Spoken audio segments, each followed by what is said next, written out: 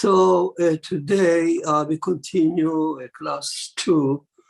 We are asked to remind everyone that we are now moving. This is part 2 of our classes in Genesis, and we moved from Noah now to Abraham, 10 generations. There were 10 generations between Adam and Noah. We dealt with in our first part, now from Noah to Abraham and circumcision, and theft, the part 2. So today, last time we described the society after the flood. We mentioned Noah, the misfortune, and he was falling naked on the ground, and his 2 sons cover his nakedness, which is a source of prayer shawl, talit, that I think it would be very appropriate for Noah to wear in prayer, covering the prayer shawl should cover the head, the body from head to the heel. It can carry 7. If you want 7 colors, it would be beautiful.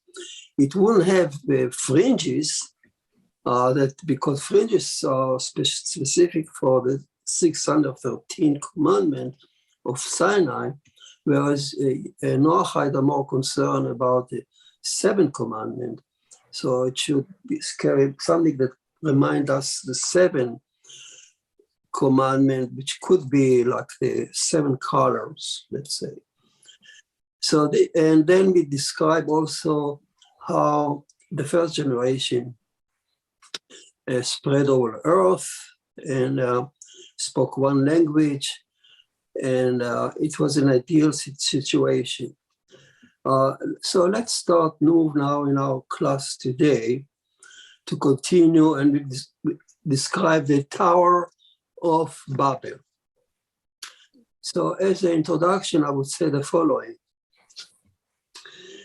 Let us note that our world today is increasingly more controlled by large corporations whose budget and power surpasses most countries' budget combined. Nationality also today is losing ground. And we found ourselves living in one large village, driven by economy and consumerism that embraces different producers from all over the world as to produce one little gadget. Many of those giant international corporations operate in obscurity. Their leadership is warped by thick layer of hierarchy hidden from the public eye and scrutiny. For instance, many Americans would be surprised to learn or to know that the modest-looking UPS company controlled fleets of airplanes, ships, and other modes of transportations, as well as giant electronic plants and insurance companies and other manufacturing giant plants whose budget is beyond imagination. This is just the UPS. Most of those giant international corporations are run efficiently by elaborate AI technology and supercomputers. In fact, the decision-making has been removed from our human CEO and given into the hand of those super machines who are smarter and capable of gathering and processing information better than any human being. They possess data, the large quantity of data, better than us. The new game in the market today is information and data. So much the experts talk today about a new religion, the Dataism, a new God. Whoever controls the data, they say, is control the universe.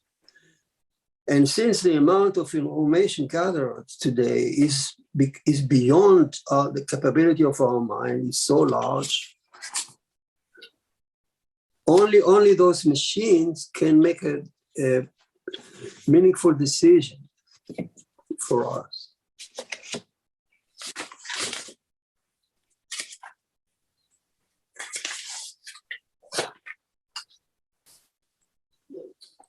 Mankind would not be able to live from now on in force without those information machines capable of processing the data and making decisions for us. Dataism also means that this machine know better and everything about us, about ourselves, better than we know about ourselves. The machine would know what who should we date. It will make our health decision for us, what surgery we should undergo. It will decide whom should we vote for office, and what should we eat, and how should we live. Our species, the experts say, the old Homo sapiens is about to be replaced, they say, by a new hybrid of man and machines, that extend our mind with artificial limbs, and with chips that can process information more efficiently and more successfully and more delicately than individual hand. I myself witnessed an eye surgery done so delicately by a robot that I was amazed. It was done in Memphis. That process of taking over, but the expert says, is inevitable and would arrive whether we like it or not. And worse than all, the experts say, the old-fashioned religion and morality, like that of the Bible, would soon lose its meaning in the new world of the new computer and would disappear. There will be no meaning more than sin and repentance. All we need is to listen to what the machines tell us. Hence, they say, let us embrace ourselves to the new world of Dataism, where the art of gathering and processing information and communication are supreme, where our individualism would have no more meaning or loses meaning.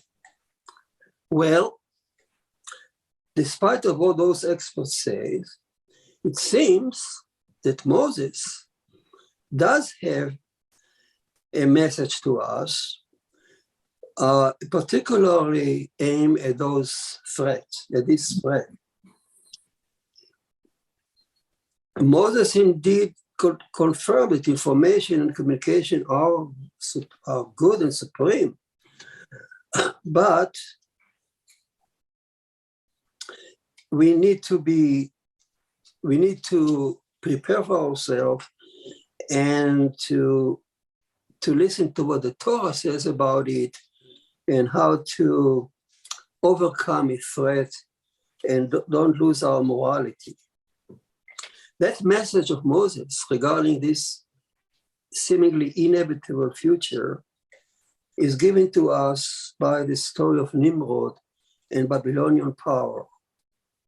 So let us read together the story of Babylonian Tower and see the main point of it.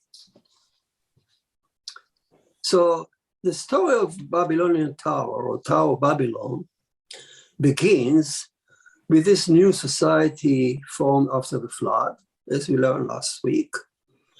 The new generation, new society was comprised of 70 nations of Noahide descendant, spreading all over the world, speaking one language, having one faith, and reaching a common goal. And the goal was to produce, to own things, to trade things, to prosper in peace. In short, the dream of the United Nations has already came true. Among those new nations, one is particularly distinguished by the Torah, as it says, and I read for you. And the son of the children of Ham, were Cush, Egypt, Put, and Canaan. And Cush begot Nimrod. So Ham, Noah's firstborn son, his descendants were the first to rule earth after the flood. Their list include Cush, Egypt, and Put, all the father of mighty nations and great civilizations that cover a large portion of Central Asia, Middle East, and Northern and Central Africa. Ham's firstborn Cush was the first leader of Noahide 70 nations, 70 family of nations. He is described as a righteous person, wise and respected by all. His name is still preserved in the mountain of Cush, around the Caspian Sea.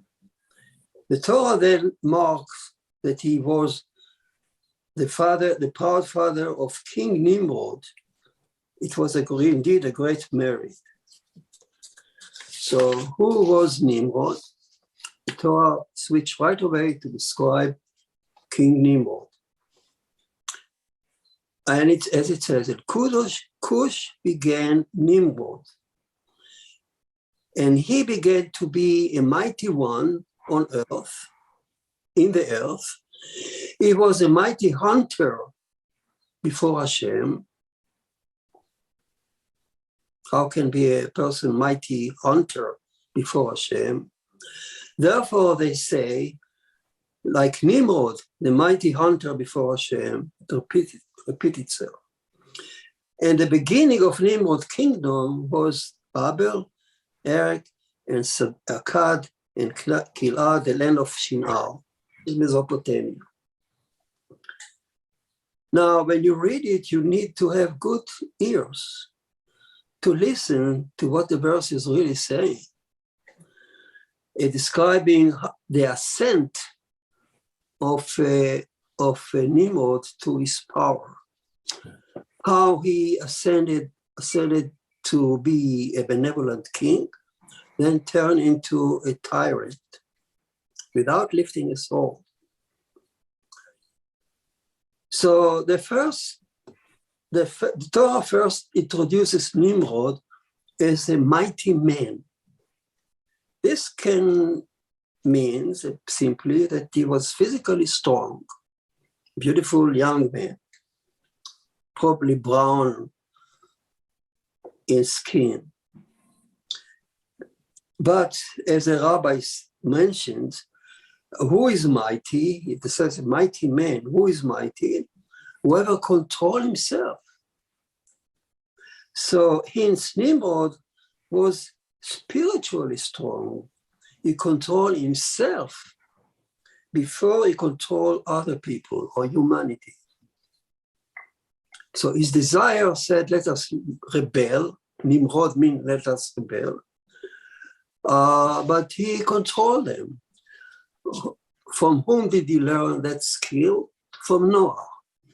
As the rabbi said, if you remember the revelations, Noah, a revelation in Mount Moriah, after the flood, when he was frustrated offering his first burnt offering, he saw Hashem, and Hashem talked to his heart. Hashem was showing Noah was wondering about human heart, and Hashem says, talk to your heart. your heart is in your hand. So he learned from Noah. He learned many things from Noah, this young man. And the first thing he learned is to talk to his heart. So while his peers, the royalty of the king, palace, if you want, indulge himself in sex, wine, and who knows what, drugs, he controlled himself. He talked to his heart. He stayed away from trouble. The verse now adds that he was a hunter before Hashem. How can be a person a hunter before Hashem? Hashem hate people who hunt and kill animals for sport. So there are many legends which you don't have to go now into it. How you learn to cater to that animal, he gained their respect, their love. He was seen riding on the eagle wings, from where he could see the earth from above. The thing that prompted him later to build a tower to reach the sky. He was seen riding on lions, and he was fighting human hunters. So Nimrod, let us rebel, as if it says, let us rebel against those people. He used to tell the animal, let us rebel against the hunters. That's another explanation. So we climb up in the meaning of Nimrod. And another thing now, the third level maybe of hunting, he hunted people. He learned to hunt people and to gain their trust by listening to their wishes and understanding what they want, what they say to him, even without words, just winks. How did that happen? So in short, the story goes like this: that when Nimrod was still a young prince, his father Cush was hunted night after night by fearful dream about Nimrod. In his dream, he saw Nimrod ascending on his throne after he is gone, Cush, and people coming to speak to Nimrod, presenting their petitions, but to Nimrod's surprise, what they say seemed to be like barking animals. He couldn't understand what they say. And in his dream, Cush kept dreaming that when Nimrod, the king, the new king, tried to address these people, they perceived his words as barking. So there was no communication. And after a while, the people were fed up, toppled Nimrod, and actually killed him in his dream. So Cush woke up night after night sweating, fearing, and finally consulted his father Noah, or grandfather Noah, who understood that he said, from heaven they tell you now, the fact that you dream it after night is a sign that heaven warned you, take care of this young fellow, young prince. He's going to be a great king, but preparing for that, he is not prepared. What should I do? Cush asked.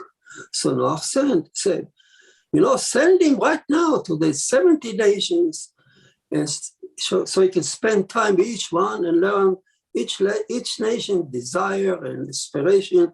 So finally, when he comes to power, he will understand it. He was not barking at him. So Cush smiled and understood what Noah's saying. And from there on, he sent his young fellow, a young boy, Nimrod, to rotate between the 70 nations.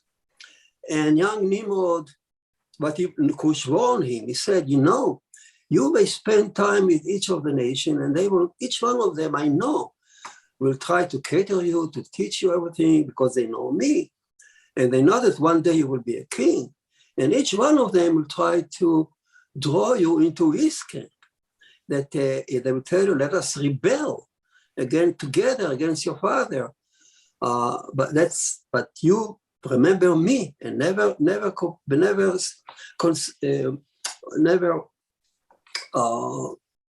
fall a prey to their wishes. And that's why his name is Nimrod. Let us rebel. And indeed, for the next few years, Noah rotated in the 70 nations, learning each nation this deepest desire.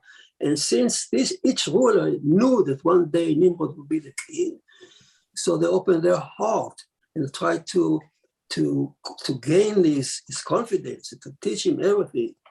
So after a while, Nimrod returned to the palace, and he remained loyal to his father. And his father took out his crown, put his Nimrod head, and Nimrod became the new king. But now he was ready to become a king. So successful he was as a king. He could listen, understand the whims and the wishes of each one of the nations that came to him.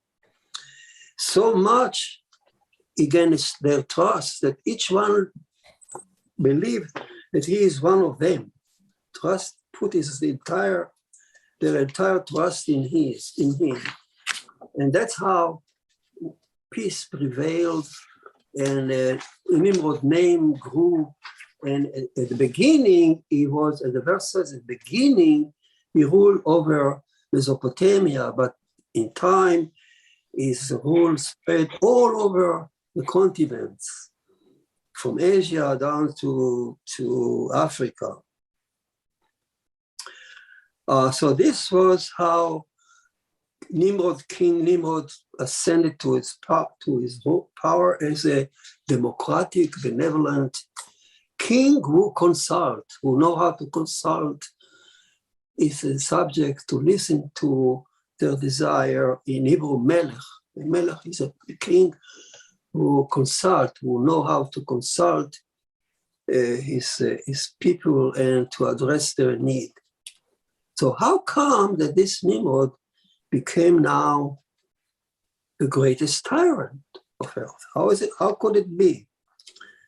So the story is that King Nimrod could have remained benevolent, democratic king ruler forever, and not a new technology came and changed everything, as in our days. New technology come and change everything. Today, with the internet and smartphone, we are not the same as 18th century or 19th century people. Certainly not. So here's the technology, change everything. What was the technology? The verse tells us exactly what it was. And I read it for you. And it came to pass, as they journeyed from the east, that they found a plain in the land of Shinar, and they dwelled there. And they said to one another, "Come, let us make bricks and burn a fire. And the brick will serve them as a stone, and the mortar will serve them as clay." The new technology prompted new building project. At the beginning, it was small, as archaeology says. They built new homes, new city walls, then new towers. And archaeology really confirmed the massive building of new brick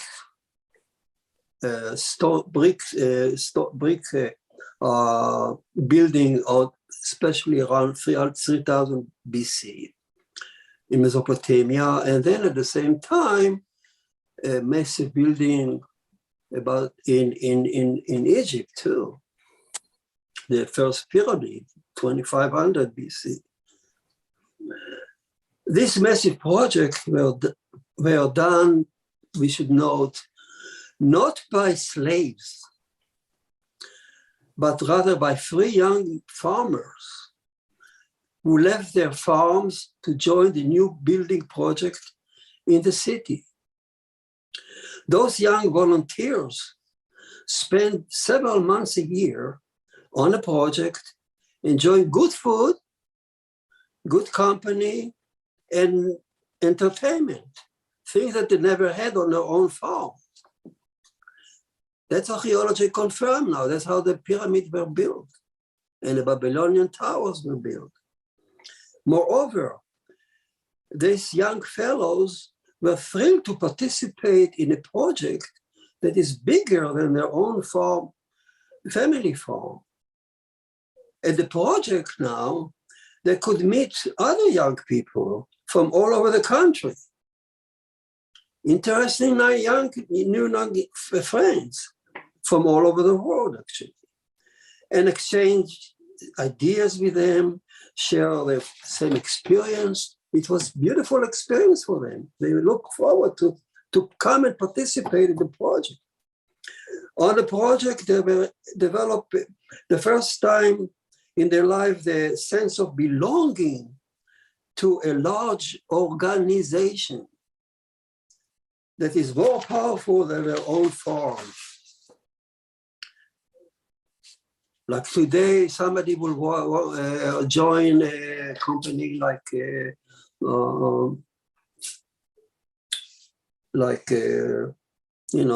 Apple or anything that is larger than you can even imagine. It's thrill of belonging to such a company.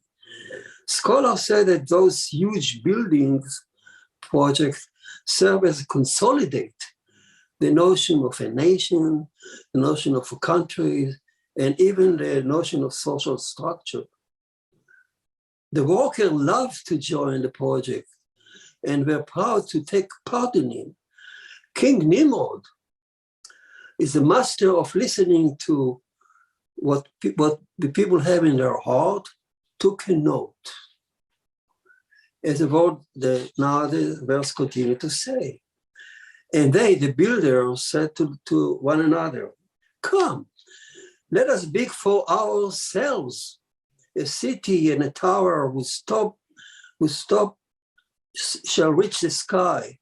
And let us make a name for ourselves, lest we scatter all over the face of the whole world. The verse describes the workers' world inspired by the project. They discovered that on the project, they could make a name for themselves, becoming officers, having a rank, climbing up on the ladder of society. On the project, like in the military, they could climb up on rank, fame, title, uniform, honor, something they could never had back on his farm, on the farm. King Nimrod saw and took notice of it. He took advantage of that thrill. And slowly and gradually, he offered them greater and bigger, larger projects that assembled more and more people around it. Finally, he came up to the idea of the major Babylonian tower. And he says, let us make a name for ourselves. Now, like in any larger organization, even today, the building project of that time required specialization, things they didn't have on a farm. One worker excelled in making bricks. The other excelled in climbing on a scaffold. The other excelled in cooking, and the other and in other endeavor, and so on. So they became specialists, and becoming a specialist made one proud. And it added the title to one name, increased the social status. Here came the thrill of hierarchy. The tower introduced a new social hierarchy. So there were simple workers, there were managers, supervisor, and supervisor of the supervisors. King Nimrod himself was pushed up and up almost automatically on this hierarchy without lifting a sword. he became supreme. He sat in the pinnacle of this pyramid or the tower. Some worker arose with him in the hierarchy, with others remained at the bottom. But yet, to their credit, they share the common sense of brotherhood, and they loved each other, and they united in one goal, to pursue one goal, to reach the sky. Let us make a name for ourselves.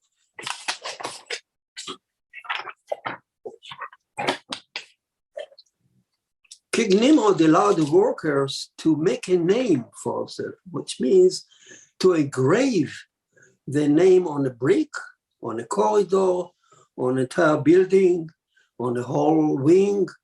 This wing belonged to this fellow, remember him forever. This established the builder fame forever, for generations. Now, how big was the tower?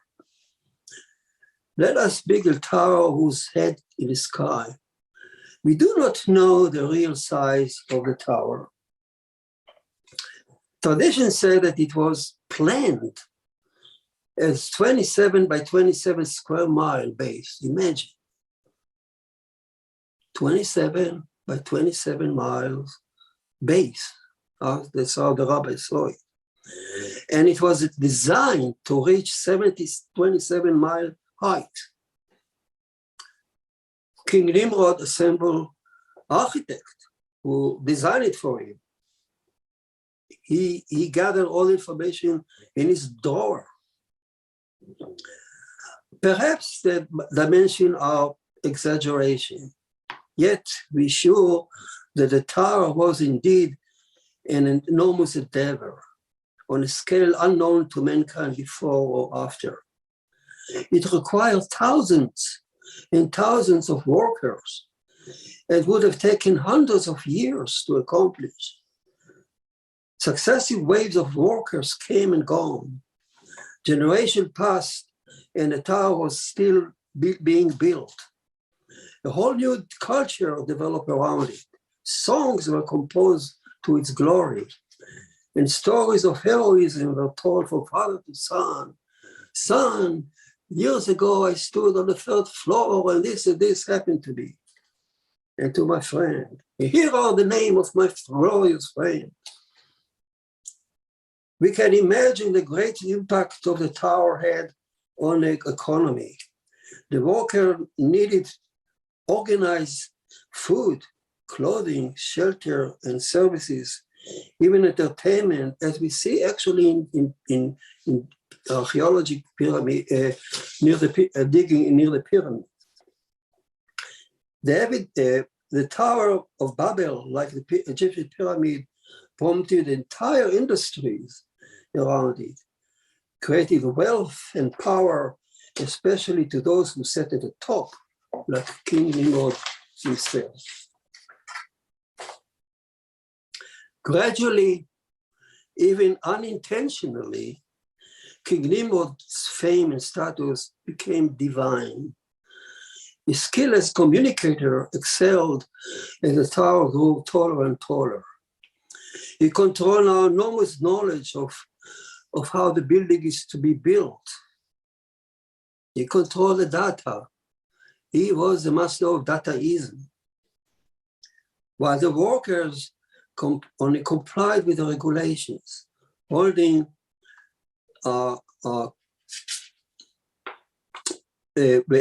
Nimrod holding that knowledge secure his status.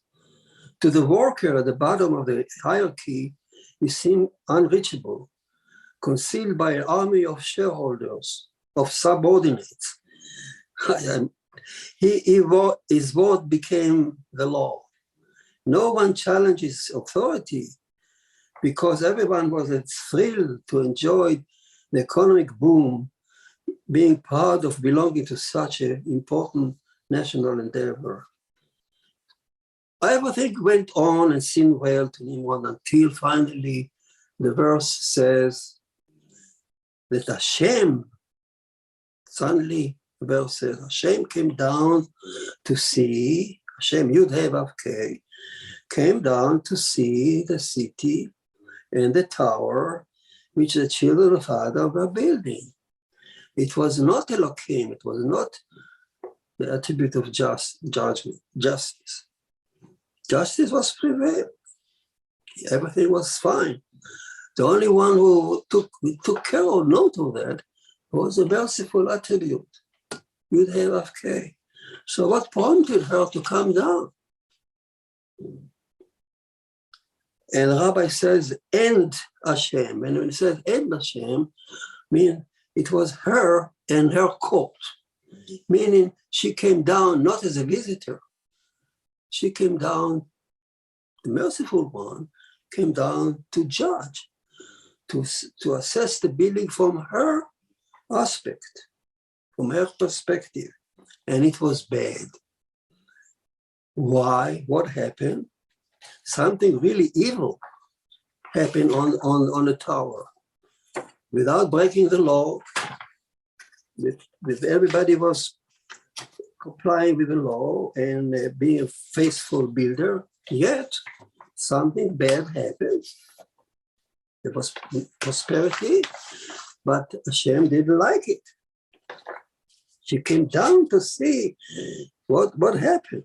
How could, she wondered, how could that be? So the rabbi says what happened. Tradition said that the project advanced and the tower became taller. It became more and more heartless and merciless. The tower went up and the accident became more and more frequent and more disastrous. Some of many workers were injured or killed on a daily basis. The tower itself, they say, toppled at least 3 times, burying underneath who knows how many builders and injured how many people. Yet they started all over again. And amazingly, as more as accidents occur, the more a warlike mentality took place, a new vocabulary. Let us conquer the flaw. Let us we can conquer nature. We'll climb up despite the danger. A war mentality, a hierarchy. And that actually prompted, elevated Nimrod status even more to the sky. So heartless and so merciless the project became that when injury occurred, the rabbi said, and people, let's say, fell from the 10th floor to the ground with bricks in their hand, people around him lamented the brick rather than the injured person who nobody paid attention to.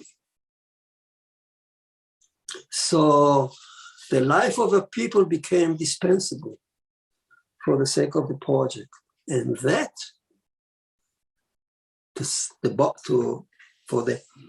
to sacrifice people for the bottom line, enraged Hashem. Nothing wrong was done when you talk about the law, but it was a merciless and heartless, so much that she came down. So here came the new meaning to his name. Nimrod, let us rebel. Rebel against whom? Rebel now against Hashem. We ignore it. We want the bottom line.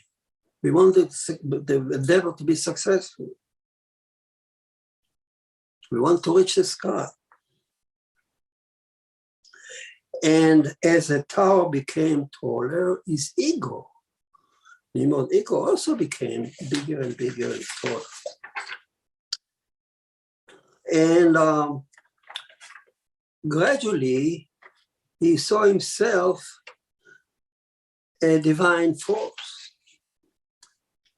He saw himself as deity. And to be such an arrogant person, the rabbi says, he and Hashem cannot be in the same world. if a person's ego is big, Hashem run away from him or from the universe. Hashem cannot be in the same room with arrogant people with big ego. And Nimrod developed such enormous ego that Hashem could not stay with Nimrod. She wanted to run away. But she did not run away. Instead, the verse says, and let's see how Hashem responded to it. The verse says that Hashem said, behold, the people is one, and they have all one language, and now nothing will be withheld from them to do that which they have scheduled to do. What a verse. Here the Torah admits, or actually announce, admit if a better word, that if people walk that way, be merciless and ruthless, and following the rule of the jungle, and just wisdom and science, they can reach everything. Yes, everything they're scheduled to do, they will accomplish. Yoba acknowledge here that and send a message to us that every selfish, indifferent, and heartless human organization can achieve its financial and political goal, even reach the sky. Yeah, no wonder that such a corporation can be extremely successful and satisfy its shareholder. Yet, only one entity will be enraged. He's a merciful one. Will be enraged if he throw away mercilessly people to the trash, as a trash, paying no attention to people suffering from the wake of this growth, taking no care of people who are dismissed or lose their job for the sake of the shareholders, and so on. If we don't, yes, those companies can control and grow. But the Torah says, I'm not so sure if you believe in God, if you believe in God or not, but I'm telling you, God exists. And if you see that, you have never broken any law. Yes, if you stand in trial and you can show, well, I took care of all my people and I did what the law says, and I was particular to the finest point, but you were merciless. You ignore people suffering. That's not in the law. If you do that, I will be enraged. So how did she respond? What did she do to the people? How she could have, you could have said she would properly, she would shower brimstone on it, like in Sodom and Gomorrah. No, she didn't do this. Let's see what he said. And Hashem says, he said, come, let us go down and there confound their language, that they may not understand one another. She aimed beautifully. She aimed at the core of his power. He was master of communication. He was a master of understanding people's whims. He could read people's mind. He could gather information, process it, and send down information down the pipe to the worker. Your information, your dataism, that will enrage me. That will enrage her. She destroys this dataism, this communication. She corrupted the core of Nimrod's power, his skill to listen as a listener, as a communicator. The dream of his father came true.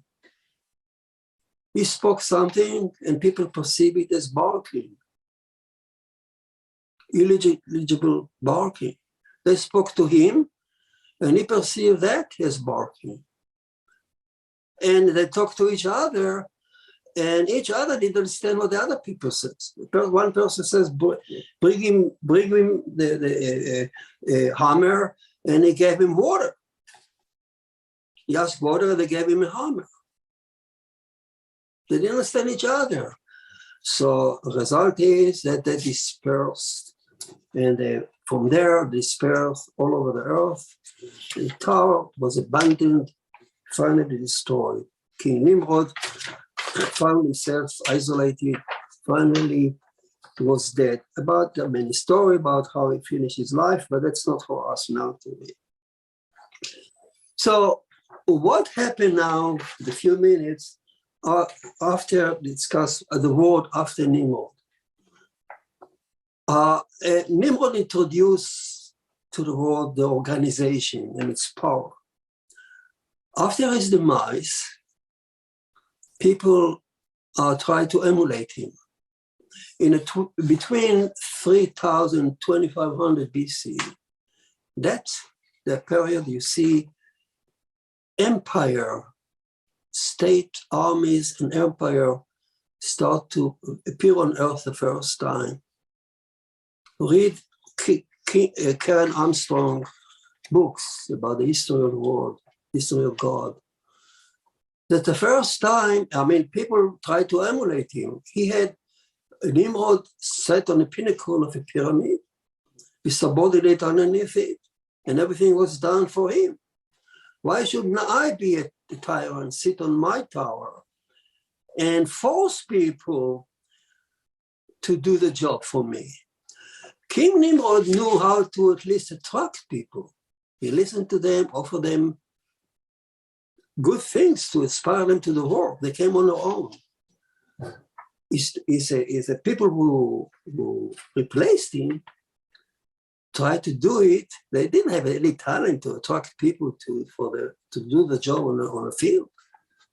So they learned to go invade other nations whose language they could understand.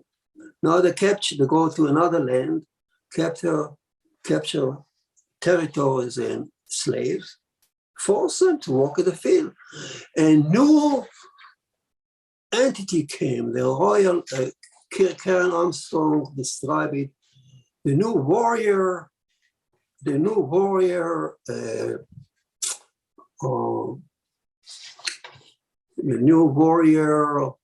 lord or something like that. A whole layer of society of people whose skill was only to fight, to marshal army, who spent time to conquering, subduing, subjecting other people to pay taxes, and to walk by force in the field, empire.